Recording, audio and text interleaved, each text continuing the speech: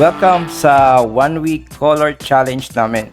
This is part of our course na UI UX design and no-code webflow development program for 6 months. So yung mga student, matitrain talaga sila for 6 months to design and develop a website and of course the design system for web app and mobile apps. First day, ito yung ginawa nila. Now, kung titignan natin sa first day, kumuha lang kami ng mga UI. Maraming UI dito from Dribble. Thanks for all the designers na nahiram namin kanina ng Dribble.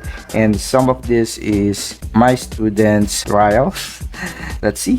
Check natin kung paano natin binigay yung instruction. First day of the class, matututo sila gumawa ng skeleton ng UI. So, from this UI to this skeleton, a UX skeleton. Pinakita natin to as a loader ng isang mga app. Natutuhan nila ay gumawa ng colors.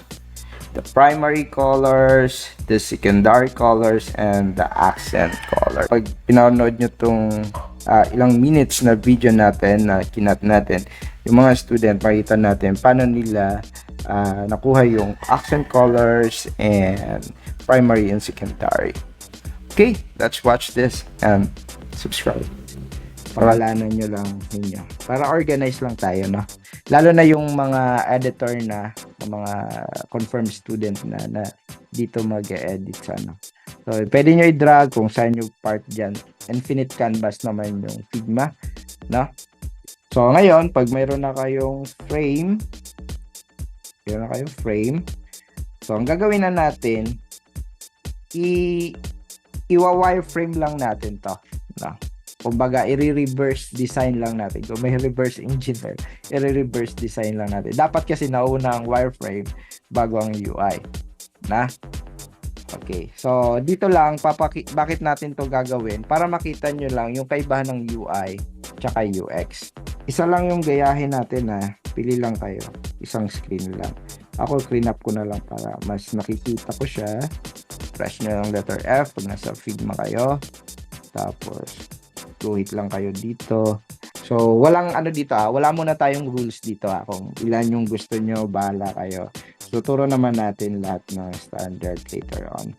So, gagawin lang natin to mabilisan lang para makita nyo lang, para mas ma-feel nyo yung kaibahan ng UI tsaka UX. Okay, again, frame. Lahat frame ang gagawin natin. Frame. So, lagyan ko muna dito.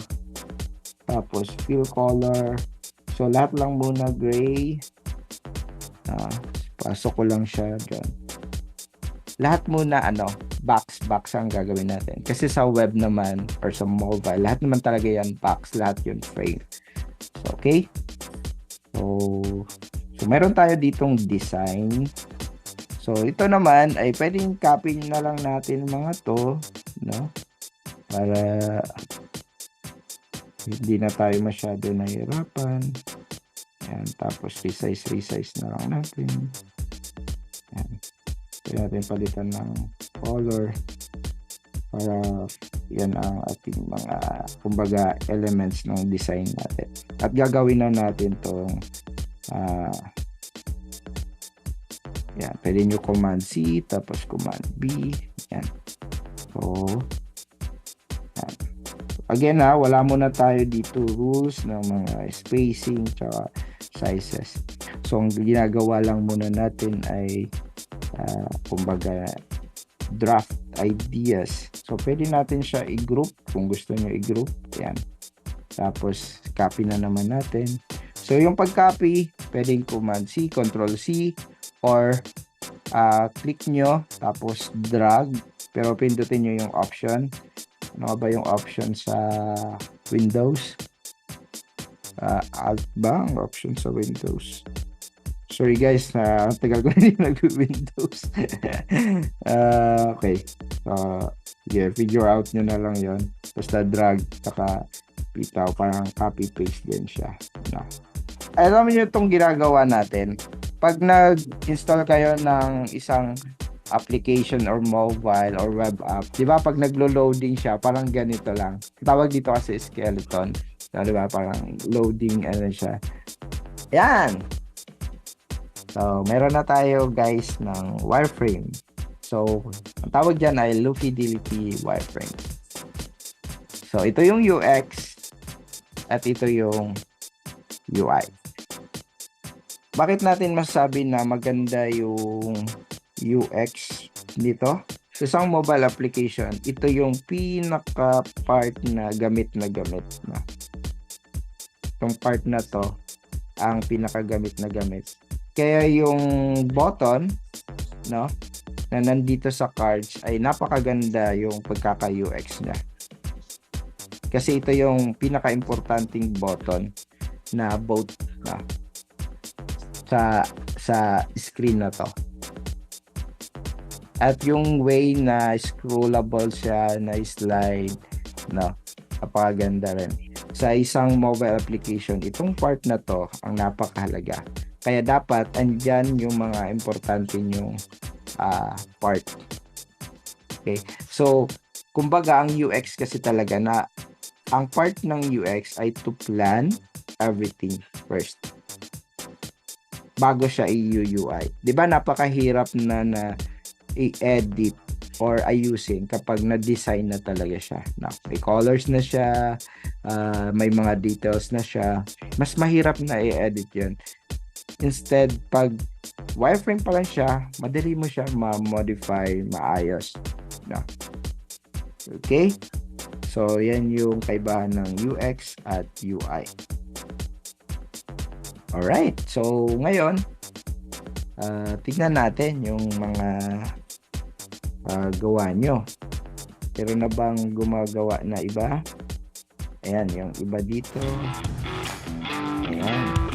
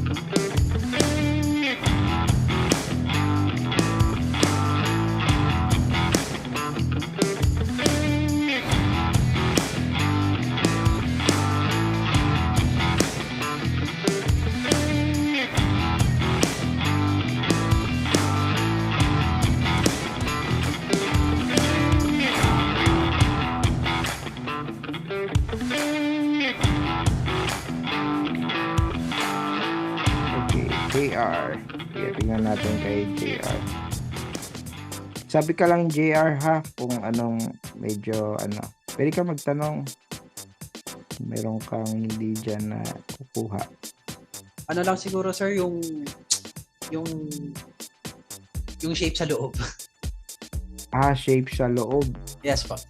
Yung frame. Ang kung paano mo maipapasok sa loob? Yes sir. Okay.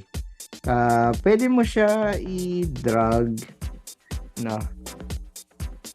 Frame lang lahat, gamitin muna natin frame. Halimbawa, ito, pakita ko sa iyo. Pwede mo sundan yung yung cursor ko, no? Para makita mo kung paano. Okay?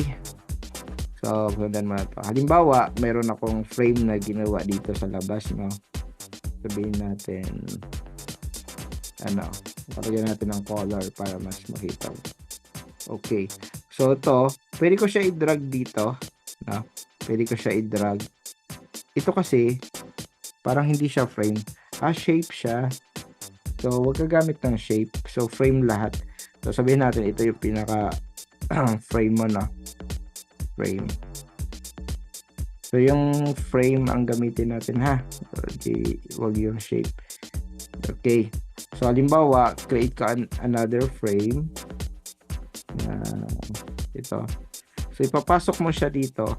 So, pag nag-drag ka, so, wag mo agad bibitawan.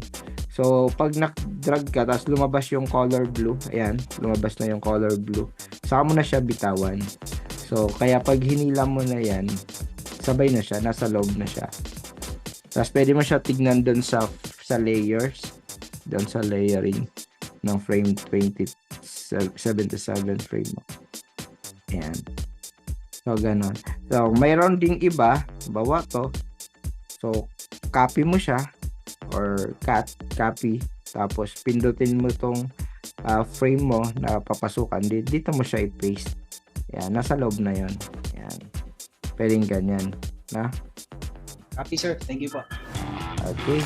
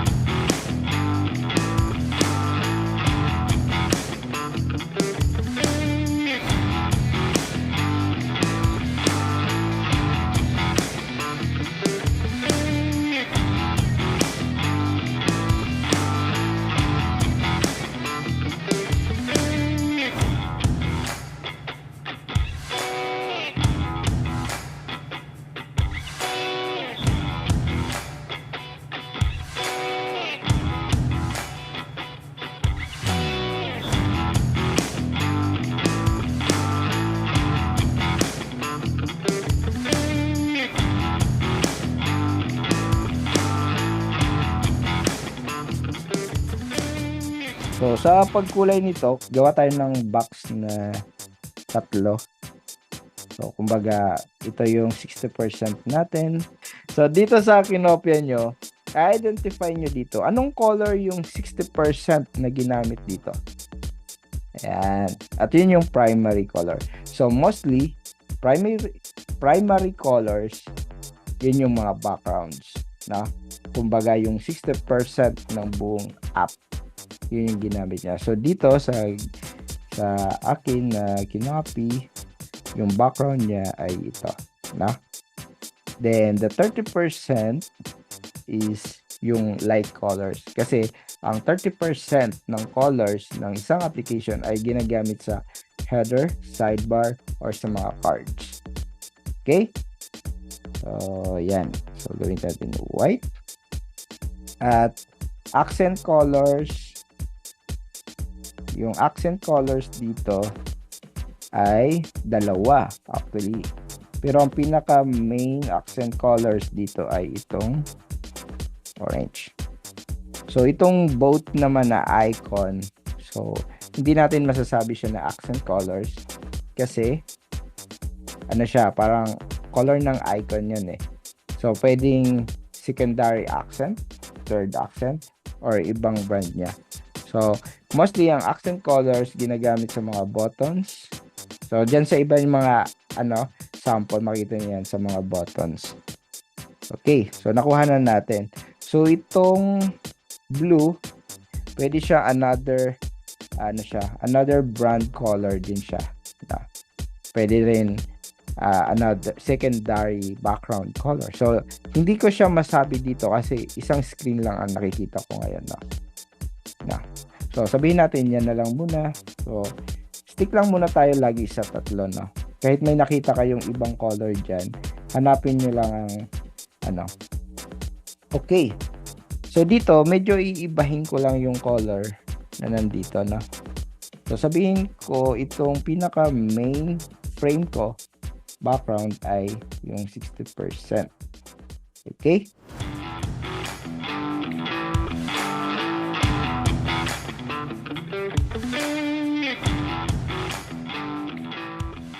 Alright? So, yung mga text, kasi pwede tayo gumawa ng variation ng colors dyan. From dark to light na. So, yung secondary mo, lahat yan. Yung primary mo, secondary, accent color. Gagawa kayo ng mga, dyan, yung parang, mga palette niya. Na from dark to light. Okay? Pero, bukas na natin gagawin yan, no? So ngayon, i-assume na lang natin na yung natin text colors ay yung blue. Blue na lang gamitin natin. Dark blue, no? Pero ang totoo, another accent color siya. Kasi makikita nyo yun sa mga icons. Ayan. So, kumbaga, dalawa yung accent colors ko dito. So, accent colors, mostly, yun yung brand ng isang application. Makita nyo yun sa logo nila or sa Not necessary pag brand color, yun yung primary, hindi. Yun yung accent color nila, yung brand. Okay? At makikita nyo yan dito sa next page natin na ginawa ko. Nauna ko nang ginawa to. So, bukas na to ninyo gagawin, ha? Ayan. So, kung titignan nyo, ito yung gagawin nyo next bukas. So, dito, sa application na to, yung primary is the dark, dark blue ba to? Yan. Tapos, secondary, kasi tingnan mo yung tab bar niya. No? Tapos, yung accent color niya is yung green. Green. Tapos, gagawa nyo siya ng, from dark to light, light from dark. So, yung mga palette niya. Kasi minsan, kailangan mo gumamit ng lighter version ng mga to. No? Kasi hindi mo naman tayo madidesign yung isang application na 3 colors lang talaga na pwedeng may opacity dyan, may mas lighter, mas darker. So, depende sa use cases. Pero ito lagi ang base natin. So, sa iba, 10 yan yung palette. Pero ngayon, gawin lang muna natin 5. No? Okay, so pero bukas na yan. So ngayon, itong mga ginawa nyo, ay ganito lang gawin nyo. I-identify nyo yung primary, secondary, tsaka mga accent colors nyo. Okay? So, that's it.